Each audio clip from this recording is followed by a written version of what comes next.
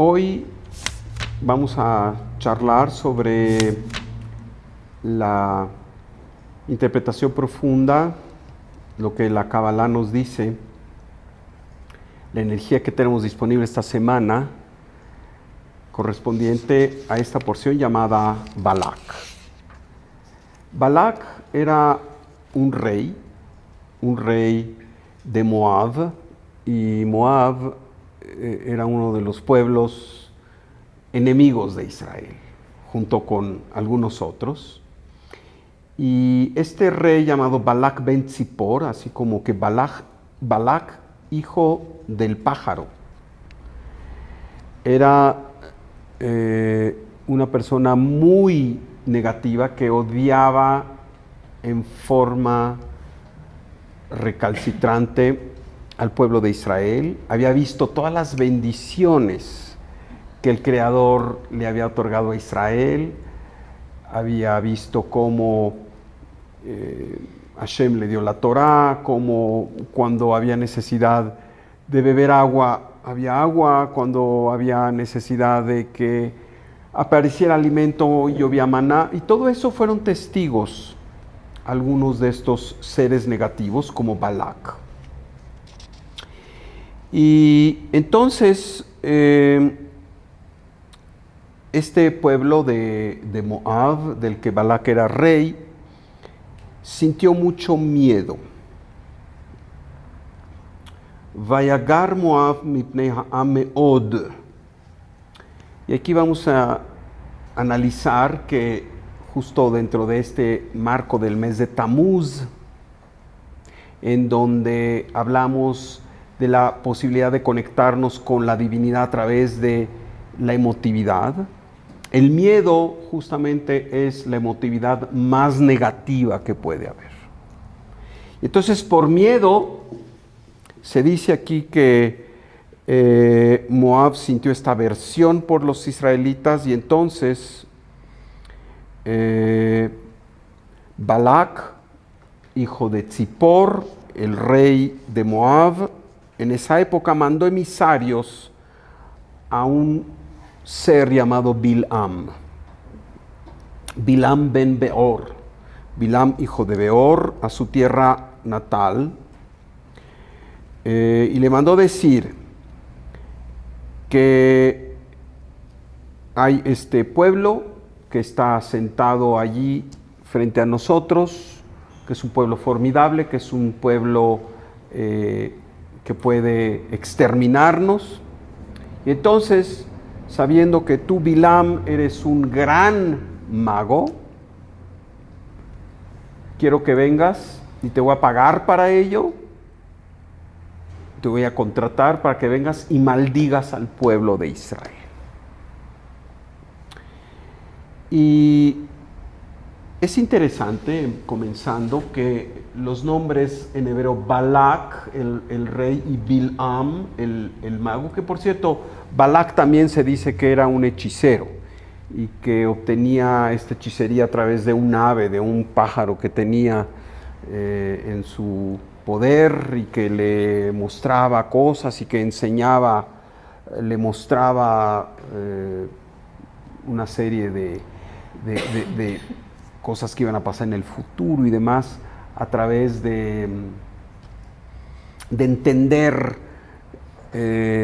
los chirridos, digamos, de este pájaro. Y Bilam era un mago negro que tenía el poder de la maldición. A través de su boca podían salir enormes maldiciones. Entendemos que el nombre Balak y Bilam, como nos los dicen los cabalistas, si nosotros tomamos las últimas letras, podemos hacer la palabra Aleph y Mem, y luego Lamed y Kuf, y tenemos la palabra Amalek. Amalek es el pueblo recontra enemigo de Israel. Y sabemos que Amalek tiene la misma numerología de Safek, que quiere decir duda. Y entendemos que la desconexión más grande que puede haber es la duda de la fuerza del Creador, la duda del que el Creador está con nosotros, la duda del sistema del Creador, de que, por ejemplo, no hay casualidades, sino que todo es producto de causa y efecto y todo forma parte de un gran orden cósmico. Amalek es aquello que no está en armonía con esta visión. Cuando hay dudas, cuando las personas se abandonan al azar, porque cuando hay dudas quiere decir que las cosas son azarosas, que no hay un orden, que puede a uno por accidente corresponderle algo que no le toca, o viceversa, ¿verdad? Que alguien que le tocaba algo, pues de repente ya no. Y si nos descuidamos en esta vida física, a veces pareciera que así suceden las cosas y entonces nos desconcertamos. Y entonces nos dolemos y empezamos a actuar con duda. Y esa es la forma en que el Satán se posesiona de las mentes y de las conciencias de las personas, a través de la duda, y eso da lugar al miedo, o a veces el miedo da lugar a la duda, y ese es el territorio favorito del Satán. Así que aquí ya entonces tenemos que Balak y Bilam, estos dos personajes de los cuales se nos narra en la Torá una historia muy dramática, en realidad representan en conjunto esta fuerza de desconexión con la luz a través de las dudas, a través del miedo. Y sabemos entonces que, de acuerdo a lo que nos narra la Torá, Balak manda emisarios con Bilam y le dice que venga a su tierra, a Moab, y desde allí, desde un lugar en donde pueden ver el campamento de Israel, maldiga a los israelitas. Es de notarse que Bilam en varias ocasiones dice que no irá, porque Hashem no le permite. Un mago negro que le hace caso a Hashem. Finalmente accede después de varios intentos y ofrecimientos jugosos por parte de Balak. Bilam acepta y monta en su asna y va en camino, y de repente el asna, al pasar por un desfiladero, se para porque ve a un ángel que no le permite pasar, y la burra, el asna tiene, o la asna tiene esta capacidad de ver lo que está sucediendo, y entonces inclusive se hace a un lado y lastima a Bilam, y Bilam la golpea, y la burra empieza a hablar, le dice: ¿por qué me golpeas? Y si yo te he servido siempre, no puedo pasar porque enfrente está el ángel del Creador, ¿no? Finalmente llega Bilam donde Balak, y Balak lo insta a que haga estas maldiciones, y Bilam pone ciertas condiciones, y hay que construir 7 altares, en fin. Y en las 3 ocasiones en donde es instado a maldecir, no solo no maldice al pueblo de Israel, lo bendice con las bendiciones más maravillosas. ¿Cuál es la fuerza de esta perashá? La historia es interesante. Y dice: Vayahafoch Hashem et haklala, Vayahafoch Hashem lecha et haklala libraja. Y cambió Hashem para ti la maldición en una bendición. Y verdaderamente, bueno, al final se enemistan terriblemente, y Balac pues corre a Bilam y le dice, ¿cómo es posible si a lo que te traje es a que maldigas al pueblo de Israel y terminas bendiciéndolo, ¿verdad? Y Bilam dice, bueno, pues es que estos son indicaciones de Hashem. ¿Qué fuerza tiene esto? Primero, los mayores errores que cometemos parten de actuar a partir del miedo. Cuando tenemos miedo, mejor no actuar. Actuamos por miedo y entonces buscamos ciertas protecciones y el miedo es un momento de baja conciencia. Y a todos nos ocurre porque somos seres humanos y de repente cuando la adversidad se presenta, y a quien no se le presenta la adversidad, pues una de las reacciones emotivas es el miedo. Este miedo original que viene del miedo a la muerte, el miedo a desaparecer. Ese miedo a la muerte es el que genera todos los demás miedos. ¿Y de dónde viene este miedo a la muerte? Viene, según nos dicen los cabalistas, de este momento en la creación más primigenia, en donde la luz recoge su fulgor, esto que llamamos el tzimtzum, y de repente se queda un espacio reikaní, como dice el Sefer Yetzirah, un espacio vacío, un espacio de ausencia de luz. En realidad sabemos que la luz permea en todos lados y lo único que sucede es que hay un ocultamiento. Pero en este momento de la creación, cuando la luz se oculta, hay este tzimtzum, este recogimiento, la vasija se siente totalmente desprotegida. Porque en el principio de los principios, en el Olam Ein Sof, hay un fulgor continuo entre la luz y la vasija, hay esta emanación continua. Así que esta situación nueva del tzimtzum es una experiencia dramática para la vasija, y la vasija somos todos nosotros, ¿no es cierto? Es la creación, y la expresión más elevada de la creación es el ser humano. Así que este miedo viene originalmente de la ausencia de la luz, en donde pareciera que la luz ya no está con nosotros y caemos en miedo. Y hay muchas formas de miedo y cada una de las personas desarrolla diferentes formas de miedo, y de acuerdo a su tikkun es que este miedo le visita en diferentes formas, ¿verdad? Hay gente que tiene miedo a las arañas, ¿verdad? Aracnofobia, y hay gente que le tiene miedo a los lugares abiertos, y hay gente que continuamente tiene miedo a perder su sustento o a quedarse solo.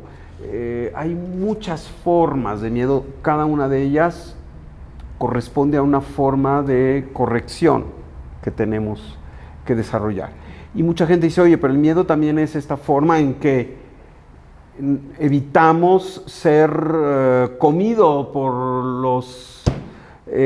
las bestias salvajes, ¿verdad? Entonces, el ser primitivo, el hombre primitivo, pues experimentaba este miedo. Sí, y ese miedo es positivo, el que de repente vamos a cruzar accidentalmente una calle y no nos fijamos si un carro se enfrena y toca un claxon y nos asusta, ese miedo es positivo. Pero no estamos hablando de ese miedo que, digamos, nos impele a actuar de emergencia para salvar la vida. Hablamos de un estado de conciencia en donde el camino último es la muerte y la destrucción total, ¿no? Este es el miedo primigenio, ¿verdad? Que viene justamente de este momento de la creación llamado el tzimtzum. Así que por miedo, el rey Balac manda contratar a un ser negativo para que maldiga, para que destruya al pueblo de Israel, lo cual nunca sucede. y en su boca lo único que salen son bendiciones maravillosas. Matovu ojaleja Yaakov, mishkenoteja Israel, ¿no? Que decimos todos los días. Qué buenas, maravillosas son tus tiendas y tus aposentos, Israel, ¿verdad? O sea, es una bendición a los lugares de morada del pueblo de Israel. Así dice, entre otras cosas, ¿verdad? Así que entendemos que jamás una solución es el desear el mal a alguien. ¿Qué es maldecir? Desearle el mal a alguien. Desde luego, estos seres oscuros, Balak y Bilam, conocían la fuerza de la palabra, conocían la fuerza de la hechicería, conocían la fuerza de la maldición. Es real, no es superchería. Sabemos que en el mundo de la conciencia, en el mundo de la energía, las cosas inician en el pensamiento, en la acción, en la palabra, ¿verdad? Y ya el efecto es la acción. Así que, desde luego, ahí donde está nuestro pensamiento, ahí es donde verdaderamente estamos. Las maldiciones, en realidad, no son una parte íntegra de la creación de Dios. Son ilusorias, son aspectos que en realidad no existen. La creación, así como es concebida por su autor, el Eterno, la Suprema Inteligencia, solo tiene cabida para el bien, para la expansión, para la abundancia y para la felicidad. No hay tal cosa como la maldición. La maldición y todo lo oscuro se introduce justamente en este momento del Tzimtzum, en que se recoge la luz y queda este espacio vacío. Y este espacio vacío da pie a un instrumento llamado el Satán. ¿Y por qué digo instrumento? Porque el Satán es parte del plan maestro del Creador y su función es oponerse. Satán quiere decir opositor, Hamastim, el que se opone. El que se opone, el que hace que lo creado, en este caso el ser humano, tenga que actuar proactivamente para reconectarse con el Creador y al hacer esto actúa como causa, actúa como un ser divino. Si no hubiera este aspecto del Satán, no habría esta oposición que provoca que haya libre albedrío. Y sin libre albedrío no somos causa. Y el objetivo del Creador es de cada uno de nosotros seamos un poquito como Él. Él es la gran causa y se trata de que nosotros también seamos causa, que nosotros también tengamos un impacto en la creación. Y este impacto solo lo podemos tener cuando superamos situaciones adversas, y para ello está el Satán. Pero al final entendemos que no hay tal cosa como las maldiciones. Las maldiciones son bendiciones encubiertas. No hay tal cosa. Pero si la persona sí cree que son maldiciones, entonces esto es a lo cual estará dando realidad. Cuando entendemos que detrás de estos aspectos que aparentemente son una maldición, no hay más que una enorme bendición, cambiaríamos totalmente nuestra visión de las cosas. Y entonces no sucumbiríamos a la ansiedad y a la agonía que a veces todos los seres humanos experimentan por encontrarse en una situación retadora, en una situación que no está en sus planes, una situación que inclusive quisieran evitar a toda costa. Pero entendemos que así como Balac quiso por todas las maneras maldecir, sabemos que esto no tiene una existencia sustancial. El mal no tiene una subsistencia, una existencia substancial. El mal es un accidente en el sentido filosófico de las cosas. El mal es algo que tiene vida solo para dar cabida al bien. Lo que sí tiene una existencia fundamental y sustancial es el bien y es la luz. Y por eso al final la luz triunfa siempre. Aun cuando aquí se habla de que tanto Balac como Bilam eran los brujos más poderosos, se habla de que junto con algunos otros seres, que por ejemplo Yitro, que finalmente también se pasó del bando de la luz afortunadamente, eran asesores de Paró, y Paró es la suprema negatividad. Paró es el arquetipo de la negatividad más contundente que puede existir en la tierra. Y como oposición a Paró está desde luego Moshe. Moshe, que significa ese ser que a su vez experimenta las debilidades de estar encarnado en este mundo, pero que se eleva enormemente por encima de ellas. Y esa es la grandeza de Moshe. Que Moshe vivió como un humano. Moshe era como nosotros. Moshe experimentaba miedos y celos y deseos y los superó. Y esto es el ejemplo de Moshe. Y lo superó con enorme certeza y enorme humildad. Esas dos partes son la fórmula secreta, la humildad y la certeza. Aquí desde luego tenemos que Bilam y Balac corresponden a esta energía llamada Amalek. La Torá nos ordena en forma muy contundente que donde veas a Amalek ahí lo tienes que acabar, tienes que matar en el acto. Y no puede quedar Amalek vivo. Un ser que da la vida nos insta a matar a alguien, a un pueblo, finalmente que él creó.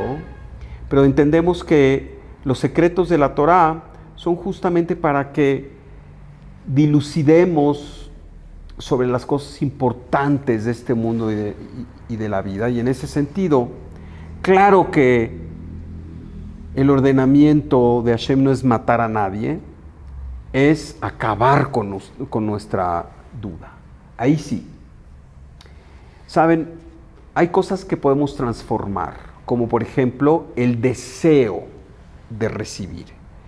Ese deseo que es mi motor, es mi entusiasmo, es aquello que me posiciona frente a la vida como un actor, sí, está sujeto a transformación. En lugar de que sea un deseo egoísta, lo voy poco a poco a través de vidas enteras transformándolo en un deseo de sí recibir, pero con objeto de compartir, con objeto de leashpia, de influir al mundo, de ser un poco como el Creador. Pero lo que no se puede transformar es la duda. La duda hay que erradicarla. La duda hay que acabarla. La duda hay que obliterarla, evaporarla de nuestras vidas. Quien se regodea en la duda, en los sentimientos de la duda y sus secuaces, los sentimientos anexos a la duda, el miedo, el odio y este tipo de cosas vienen de Amalek. Así que en esta semana que justamente estamos en los comienzos en un mes de Tamuz que aún es joven, en una luna creciente de Tamuz, y sabemos que Tamuz es la fuerza de la emotividad, esa emotividad que nos conecta con el Creador.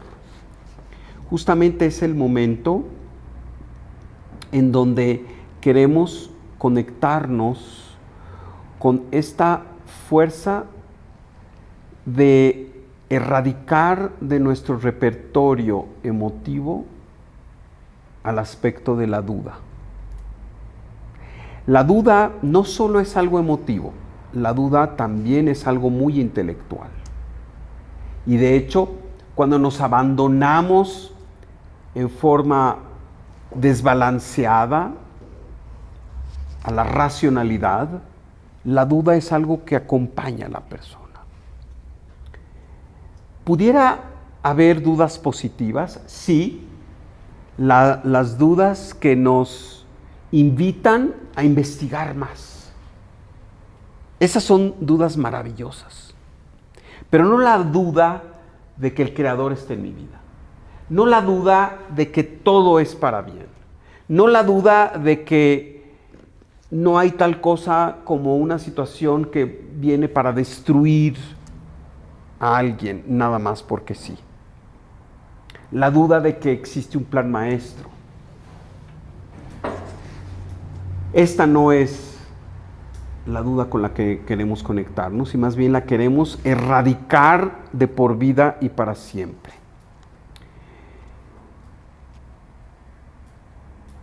Decimos Hashem Hakol Yahol, Dios todo lo puede, ante Dios no hay imposibles.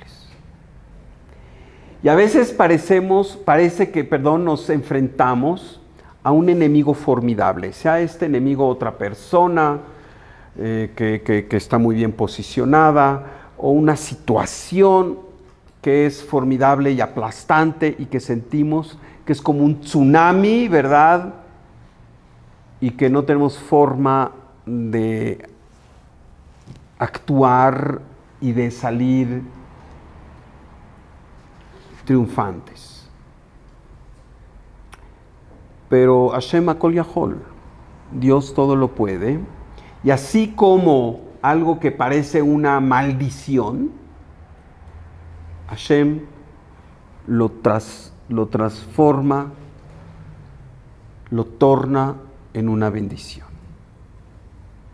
Y esta es la visión de esta semana. No hay tal cosa como adversidades que vienen nada más para asustarnos y desvincularnos del Creador. Las adversidades son estas bendiciones ocultas, con una máscara de miedo, con una máscara de maldición. Y sabemos que al final, si no permitimos que el Satán se apodere de nuestros corazones y de nuestras metas, y que no nos derrote, y que sigamos con esta certeza absoluta, saldremos más que triunfantes, saldremos fortalecidos y seremos aquellos atletas de espíritu y alma que estamos haciendo el trabajo. Todo tiene que ver con el mensaje esencial para cada uno de nosotros. Y cuando decimos que somos atletas espirituales y tenemos que tener buena condición física, es porque estos retos son estas pruebas olímpicas que nos van a llevar finalmente a la bendición más grande, a la medalla de oro.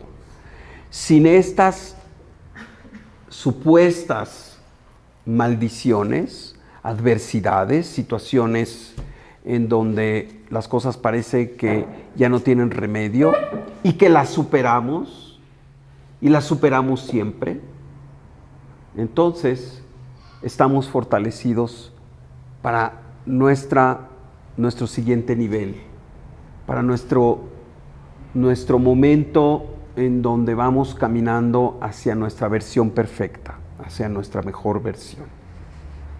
Así que lejos de ser un mensaje negativo, ¿verdad? Esto de los enemigos que desean lo peor de nosotros, los enemigos que quieren acabarnos. Sabemos que mientras nosotros caminemos por el camino de la certeza, de la erradicación de nuestra propia duda, siempre estaremos absoluta y totalmente protegidos. Y el Creador se encargará en todo momento de cambiar todo aquello que sea maldición por bendición. ¿Comentarios y preguntas?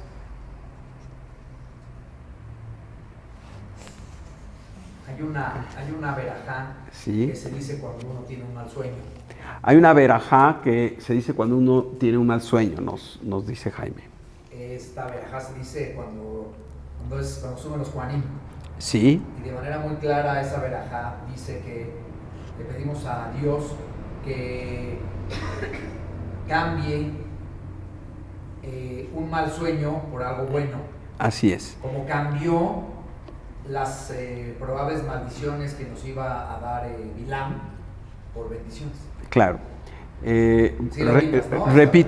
Repito, nos dice Jaime, nos recuerda que hay un momento en la verajá de los Kohanim en donde se invoca que cualquier sueño negativo se cambie por algo positivo, haciendo alusión a esta transformación de algo que iba a ser una maldición en una enorme bendición. Es cierto. Por ello, y hablando de los sueños, número 1, no hay que contar indiscriminadamente nuestros sueños a cualquier persona. Los sueños, no en todas las ocasiones, pero sí en muchas ocasiones, hablan de un proceso de nuestra alma. Y entonces, ese sueño solo se lo podemos contar a una persona que verdaderamente nos quiere, un buen amigo que nos ama. Porque con decir, aunque la persona no sea un gran intérprete de sueños o no sea discípulo de Freud, sí pueda decir Halom Tov, Halom Shalom, es un buen sueño y es un sueño de paz. Y al trocar, al cambiar lo que decimos nosotros, deseando el bien, con ese solo hecho se asegura que ese sueño no tendrá un efecto negativo. Y por ello es muy importante no contar los sueños a todo mundo y contárselo a alguien que en primera instancia diga esto: Halom Tov, Halom Shalom, no va a pasar nada, mira, lo que tú crees que es negativo no es negativo, y esto que pasa así no es así, y va a ser todo para bien. Ese hecho de interpretar el sueño positivamente es una forma de cambiar algo que venía con algún decreto por cuestión de algún tikkun, por cuestión de algún aspecto de aprendizaje de esa persona, y esto puede, desde luego, cambiar la energía de este sueño. Los sueños importantes son en la noche, ¿no? Los sueños importantes son generalmente en la noche. Sí, los sueños de premonición.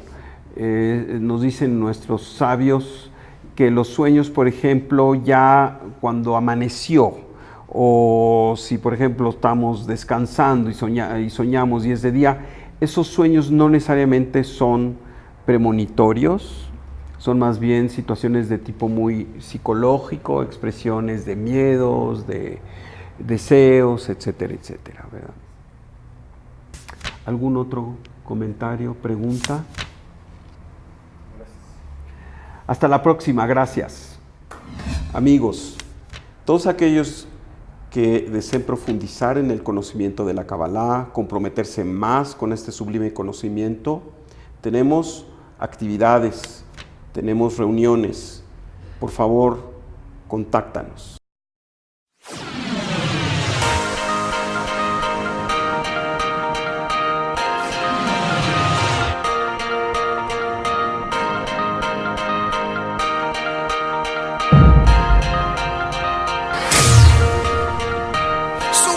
Trust in us and we'll be champions.